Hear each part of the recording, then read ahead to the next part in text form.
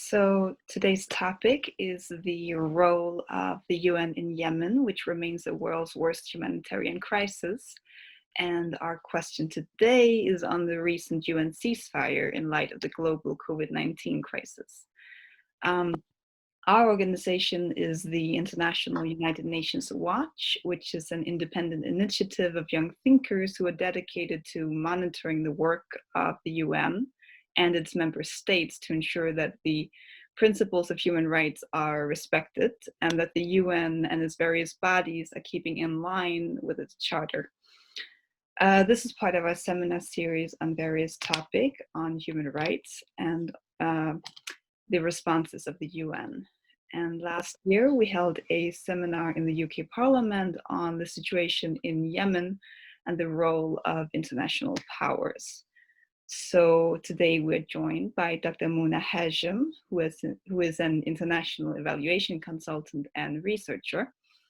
And Dr. Mouna has 20 years experience in the evaluation of bilateral and multilateral organizations, including UN agencies.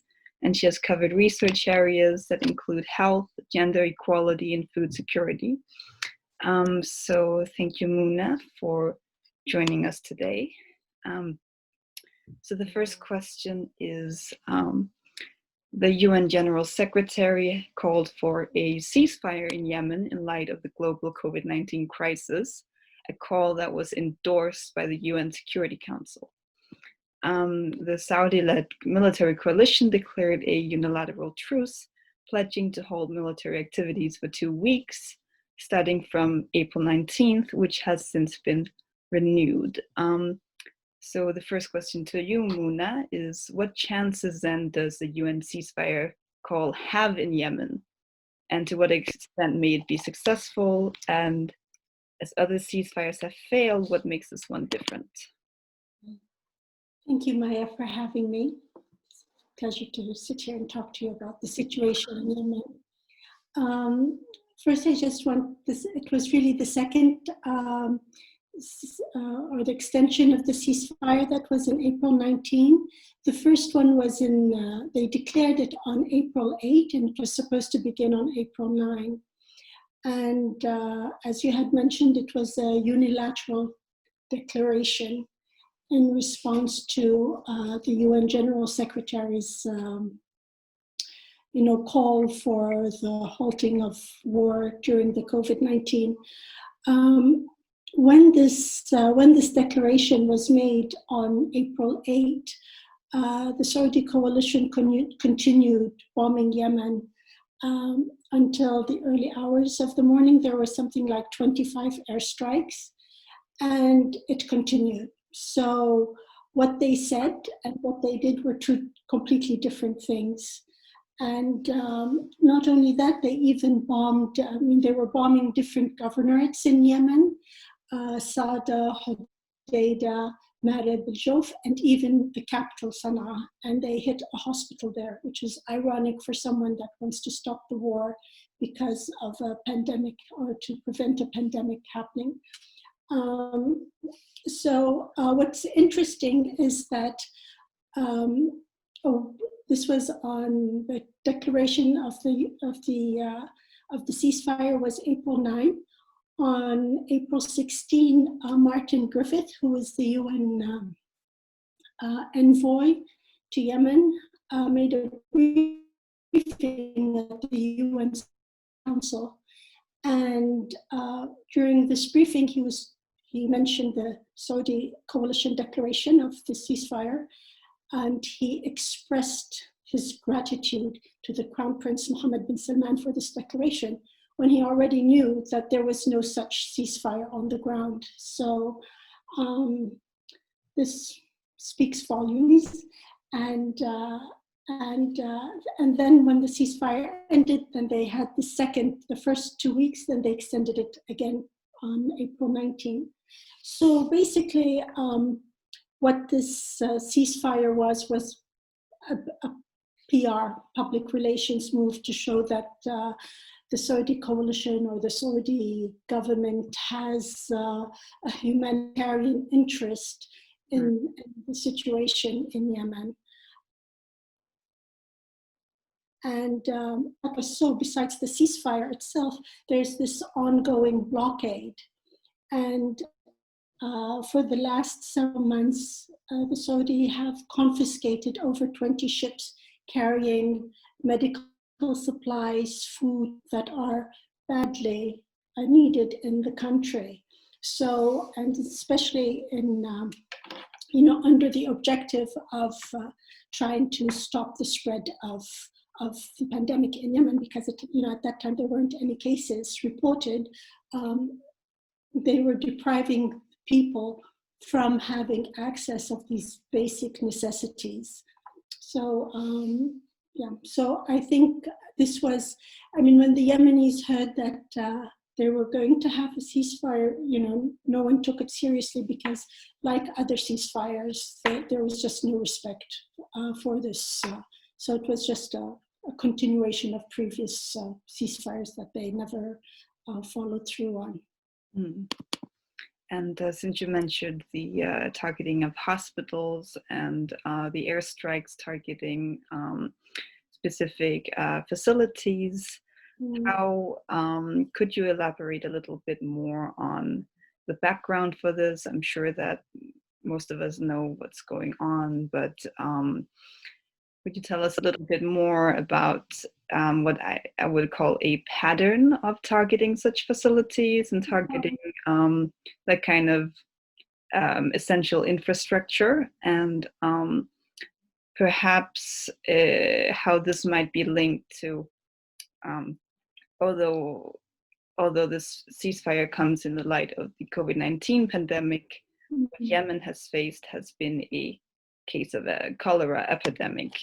Could you perhaps tell us a little bit more about these things?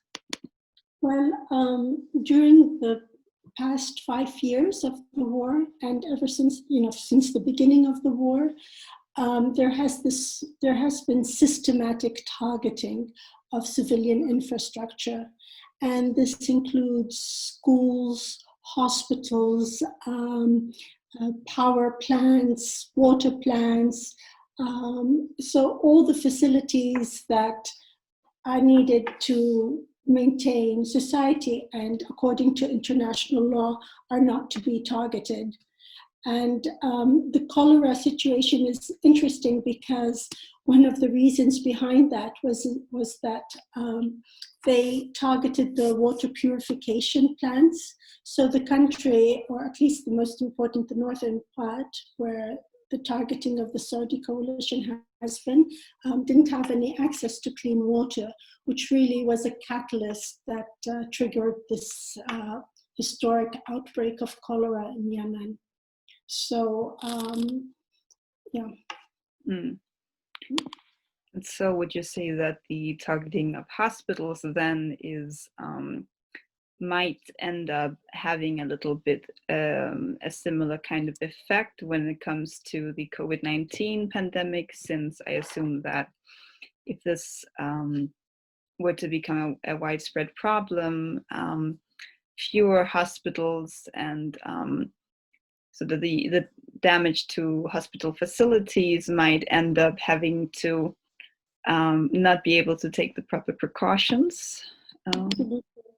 Absolutely. I mean, already, I think they're down to maybe 30% of the health system that is functioning in Yemen. So already for normal illnesses or, emergencies or casualties, they don't have, they have minimal or no access to healthcare. And I mean, even if a patient needs to go in for oxygen or for dialysis, or, these aren't available. And so people have been dying unnecessarily from lack of treatment. And I forgot that, I lost my train of thought, but so they have, so for example, when you look at the impact of COVID-19 in Western societies or, any other countries, no one has been able, to face the demand of the health care needed. And so can you imagine in a country like Yemen, where the health system was already fragile, and then the majority of it has been bombarded? What is left? How it's just unimaginable how a pandemic like this, how they can respond to it.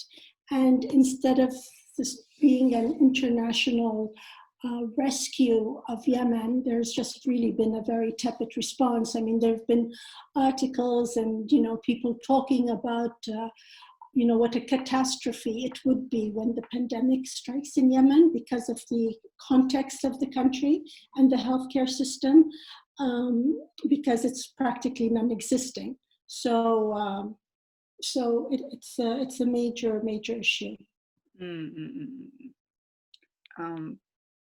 So moving on a little bit from the question of healthcare and the COVID-19, I'd like to return to the idea of a ceasefire, the specific call, as you call it, PR call for a ceasefire, as well as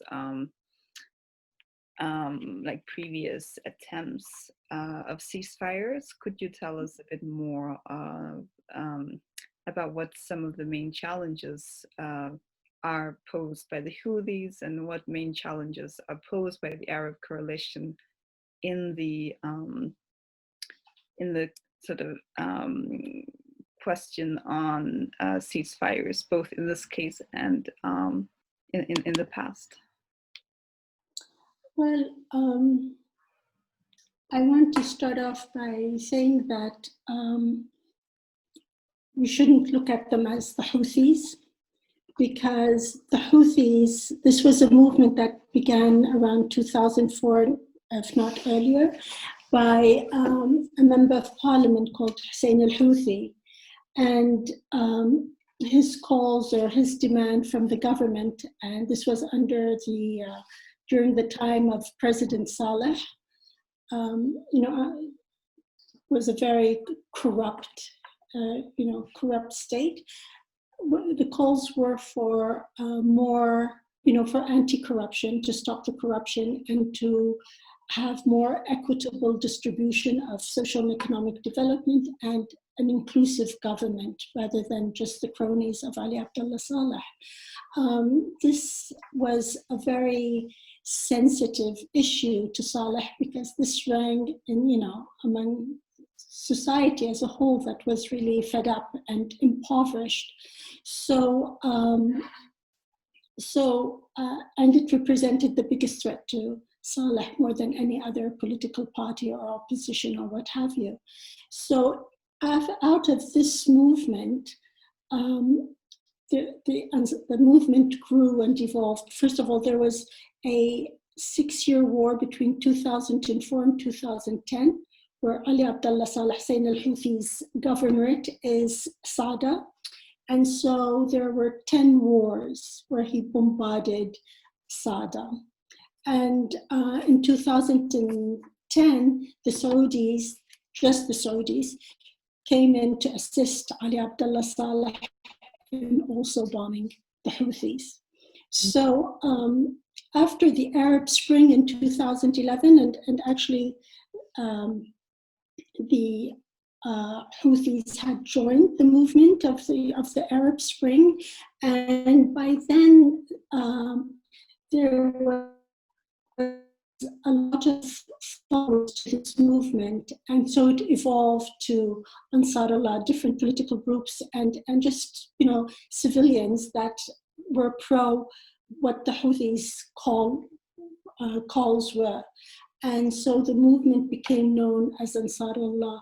So today, when they talk about the war, Ansarullah is a grassroots national movement. When you talk about Houthis, they talk about a Shia militia, Iran-backed group, and so they belittle of what this movement is really about. And in doing that, they just, overlook what the demands of the people are. Because if I don't know, maybe 30 years ago, one would say that this is a call for a more democratic state and, and people's rights to social and economic development. So instead, by keeping it under the title of Houthis, you have it constrained into, that they're just rebels backed by Iran. But with all this deaths and killings, and loss of life in Yemen, no one is going to do that just to support Iran. I mean, that's not even logical. The other important thing about this Ansarullah and the war is that they are joined by people's committees, and this includes civilians from all socioeconomic backgrounds, and the army. The Yemen army really stayed in Yemen because the president ran away to Saudi Arabia. So of course the national army stayed in the country, and the army that they talk about, Hadi, I don't know if it's, there maybe a small group stayed with him, but others are, just hired militias that are fighting and that are supported and paid for by the Saudi government. So, and this is why, because you have these three groups, the Ansarullah, the People's Committees, and the Yemeni army, that they have been able to defend the country and to resist the Saudi coalition for 5 years. And, this is the Saudi coalition started off with over 13 countries, in addition to the direct support from the US, the UK, and France. And so you have the richest countries and the most powerful countries. And after 5 years, they have still not gained anything from this war. So I think another thing that's important to mention is that during the Arab Spring, when all these old corrupt regimes started to fall, when it came to Yemen, Yemen is in the backyard of Saudi Arabia and other Gulf states. So already Yemen is the only state in the Arabian Peninsula. So, which was so when there was the Arab Spring, they had seen, most importantly, that Mubarak, the US did not come to save Mubarak. The Saudis and the others saw the spring as a tsunami. They felt the threat of their role or their positions. And so it was very important for them to protect it from spreading. And so this is how we came about with the Gulf Initiative. And what the Gulf Initiative did was try to really suppress the uprising. And the Gulf Council succeeded in installing or keeping in place the status quo by removing Ali Abdullah Saleh and giving him immunity, and by just putting his vice president that was just as corrupt. And it was supposed to be for 2 years, and the 2 years passed, and did not step down, and the Saudis wanted to keep their puppet person in government. And so I think, what this movement of what Ansarullah movement and this whole effort or resistance to save Yemen from external interference and to have a new democratic republic state is something that Gulf countries do not want to see successful, because it will speak volumes in their own societies, that, because these are the most despotic or dictatorship leaders in the world. And there is unrest, so they don't want this to be a sort of a catalyst in that region, in the region. So that's the challenge that the Houthis pose to the Saudi coalition. On the other hand, what the challenges posed by the Saudi coalition is that they can, that because they don't have this, especially the regime now with the crown prince, who does not have the political and experience or military experience or sophistication to make decisions, and decision making is pretty much centralized, that for him to stop the war or to find some kind of solution, he still thinks that it can be a zero-sum game where what he was not able to achieve in 5 years of war, he could still achieve, like when they come around in a round table to try to find a solution. And this has been reflected every time there have been these peace initiative efforts. At the end of the day, they're still demanding everything that they didn't get, that they didn't succeed in getting during the war. So the threat there to the Yemenis, not just to Ansar Allah, is that the Saudis will continue killing and bombing the people, and there's no respect to international humanitarian law or international law. And the other thing is that they also have this the support of the UN Security Council, because the UN Security Council, especially the 5 permanent members, the UK, the US, France, Russia, and China, are the main arm vendors. So these are their clients, and they're taking care of them, especially the UN and the UK. And so this is the threat that the coalition poses, is that, because there is no respect for human life, they will continue killing and bombing the country. Well, as you say that in terms of the UN Security Council, there definitely seems to be a strong conflict of interest, if we can name it that. So my question here would be, can the UN and the international community, in the face of all these like big power games, will they be able to pressure regional powers to end the conflict? Do you see this as something that the UN and the international community is capable of? They're definitely capable of doing this, but what I would ask is that, do they have the willpower to do it? And no, after 5 years, just the blockade itself, which is against international law, the blockade was supposed to be against 4 or 5 people in government in Yemen, not against the entire country.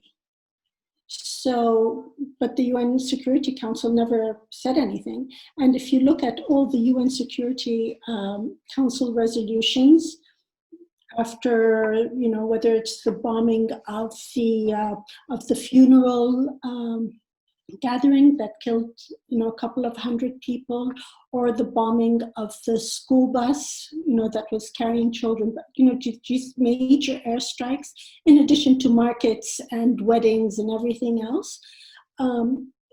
There's never, if they make any kind of resolution or mention of it in the UN Security Council meetings, it's very tepid.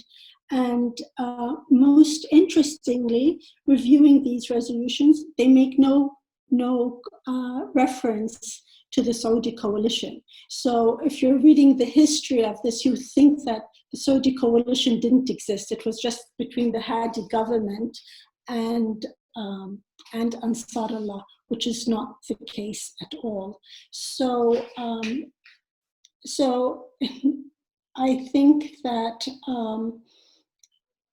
the UN Security Council, as you mentioned, are in this, the 5 permanent members, but especially the 3 that are most important and the most powerful really in the Security Council, the British, the UK and France, have this interest. They're making billions of dollars. And I think that for them, now is not the time to stop, especially with the COVID-19, because these countries are threatened, their economies are threatened with a recession. So to keep the financing coming from arms sale is something very lucrative, especially at this time. So why would they want to stop it? Right. So that's unfortunately the situation for Yemen. Mm-hmm. So yes, they are capable, but it's not a priority at all. I see. I think that's a very poignant statement, and unfortunately, a reality that is very bleak.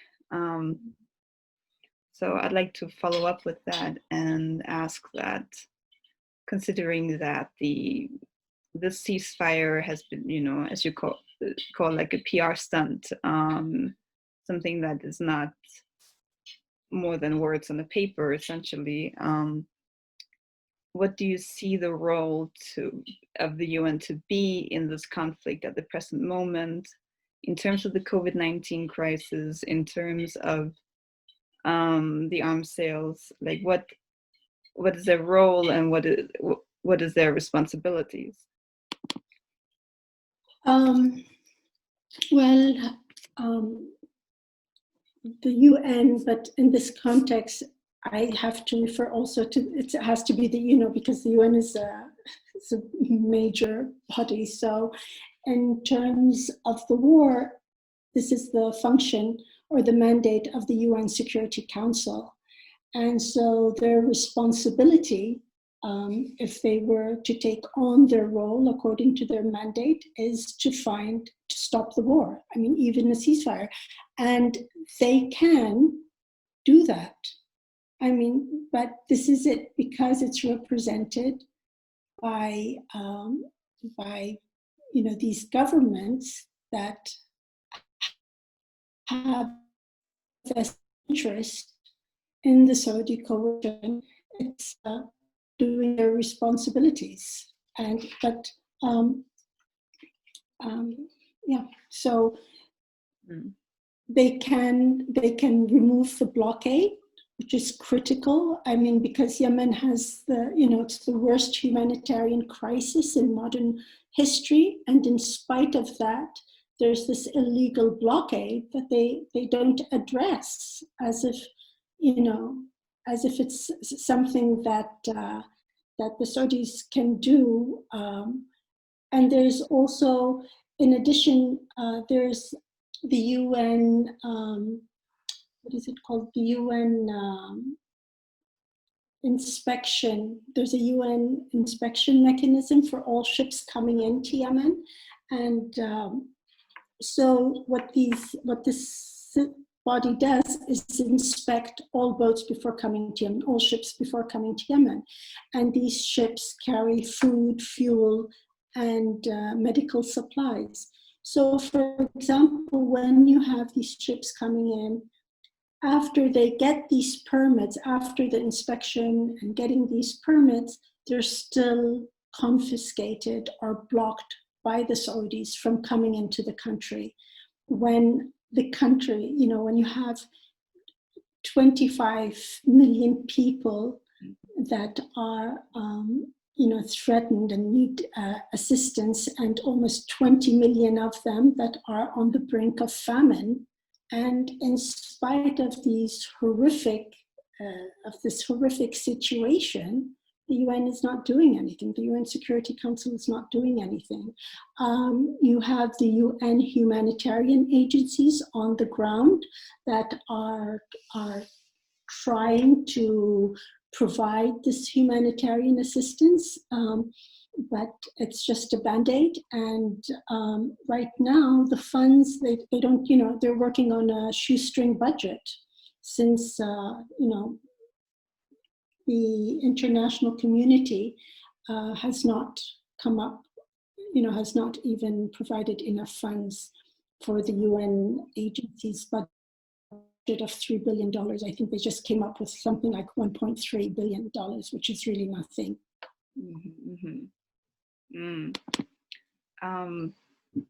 So in terms of other, aside from the UN Security Council aside, do you see any way for other UN entities to move the nature of their work from this kind of Band-Aid action to be actual effective action that takes sort of the problem at its root?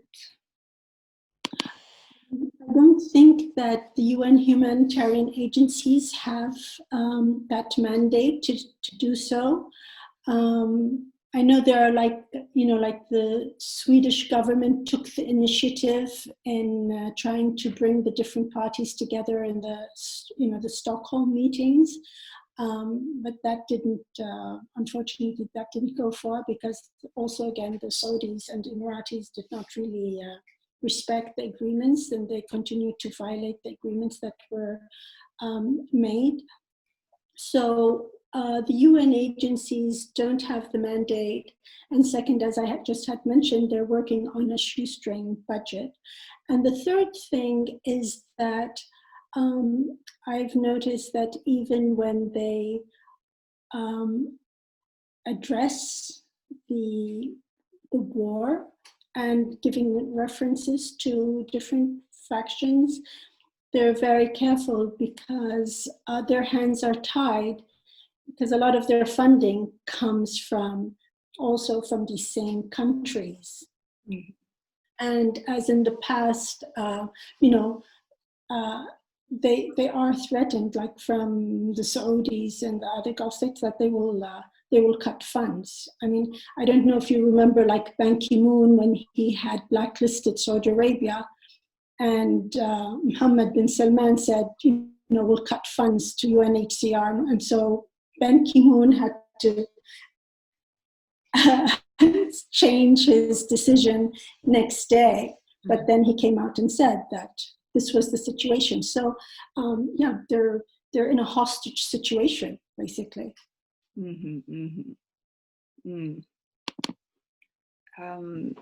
And then I'd like to ask, what do you see the role of regional forces such as Iran to be in this conflict? That's an interesting question and a big one. Iran's role is exaggerated. It's way exaggerated. First, in terms, but they're enjoying being in this exaggerated position, because it's making them seem more powerful and influential in Yemen than the reality on the ground. There's always this ongoing thing that the rhetoric that they're supplying the Houthis and Salah, they're supplying them with arms. So the country is under land, air, and naval blockade. So it is not foreseeable how can these arms how are they smuggled into the country? I mean, and for example, there's been, some have mentioned that they're coming through Oman. First, the Omani government would not risk their contacts or their relationship with Saudi Arabia. Mm-hmm. And, there are, I mean, it's another subject, but there are threats, they've been threatened by Saudi Arabia. So they would not do anything to antagonize the Saudis. Second, even if they were, once they crossed the border inside to Yemen, all those governorates where these, let's say, trucks smuggling arms in are all under Saudi control. So they would be still confiscated because they're, you have Saudi militias there, and the different parties representing the Saudis. So that's one thing.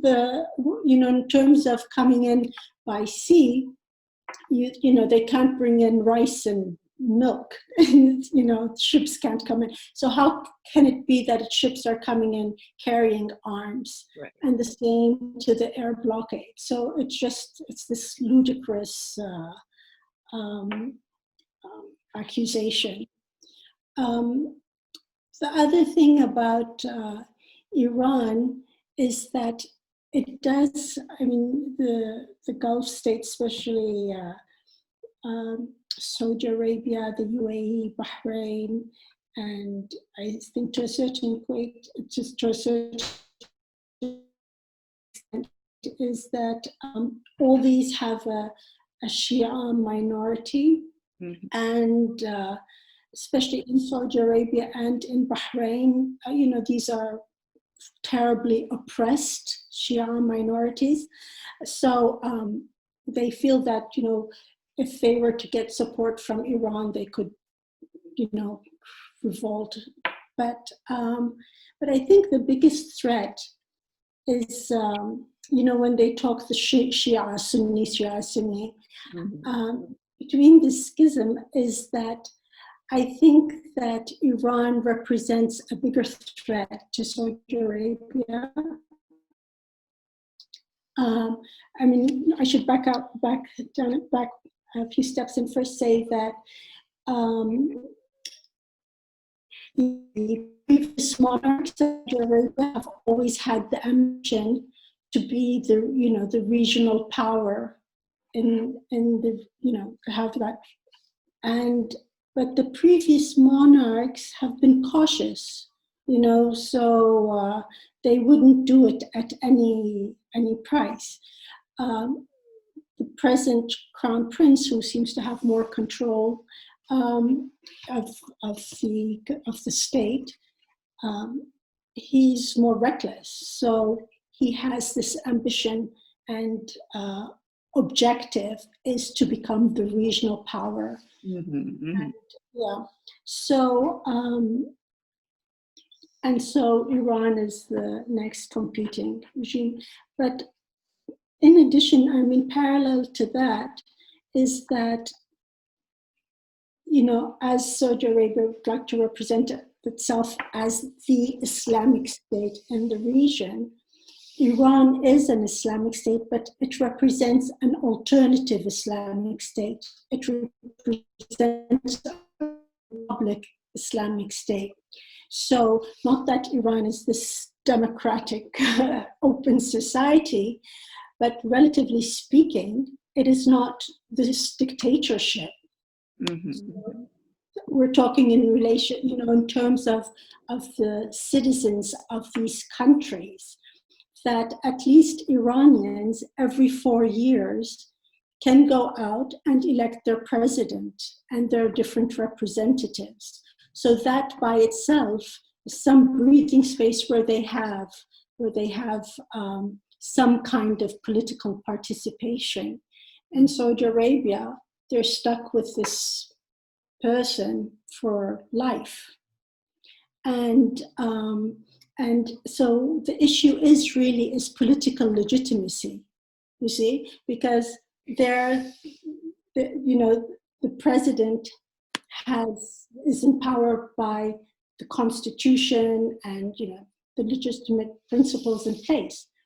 In Saudi Arabia and the other Gulf states, like UAE and Bahrain and others, they have no political legitimacy. These were created states, and they rule by power and by oppression of the people. So this is a big threat to them. And as I had mentioned earlier, the Arab Spring sort of was an alarm to them, and this red flag that, if they do not ensure their power in the region, the grounds are moving. Mm. Yeah. So in light of that, could you tell me a little bit more about the differences within the Arab coalition? You've mentioned, the role of the Crown Prince, his strategies toward the conflict, what you name the zero-sum game. How about the differences within the Arab coalition itself, that is between Saudi and the UAE, and how do these differences play into this conflict? Yeah.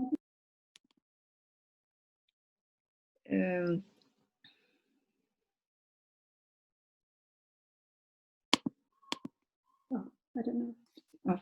Oh. Excuse me.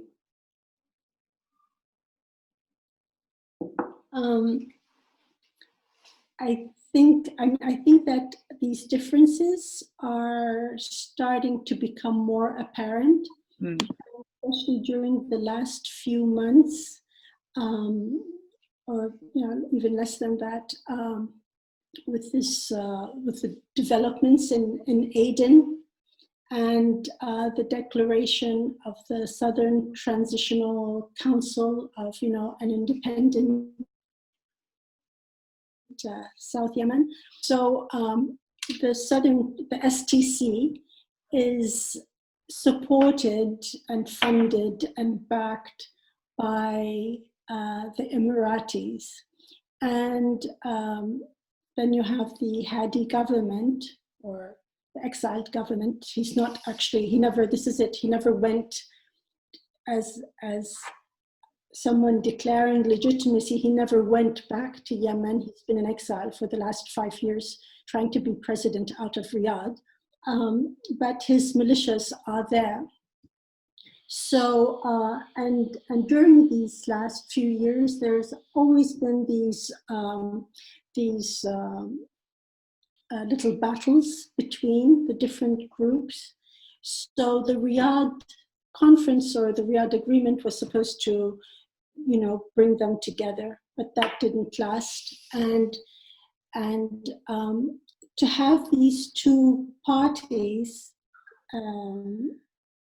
or more so, to have the STC declare independence, cannot be done without the approval of the Emirates. Yeah. And the Emirates and the Saudis, who are also supposed to be aligned, this move was against what the Saudis wanted.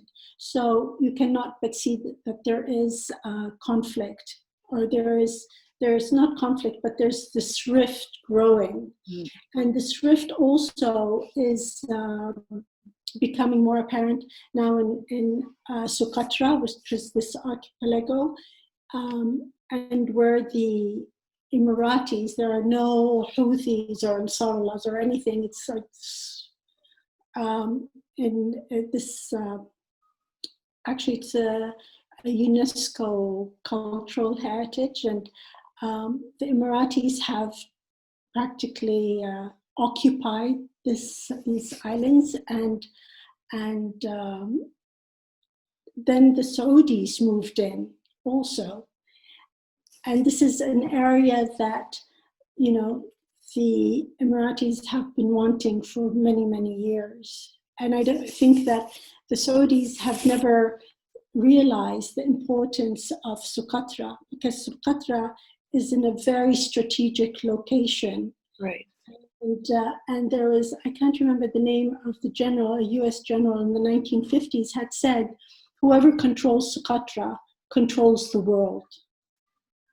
And so now you have in Socotra also this fighting similar to Aden between the STC and the Hadi militias as well. So it's growing. But another thing which is interesting, and one should keep in mind, is that when this war began in 2015, their assumption, so, they all had this close alliance, they were going to go in for a couple of weeks and come out.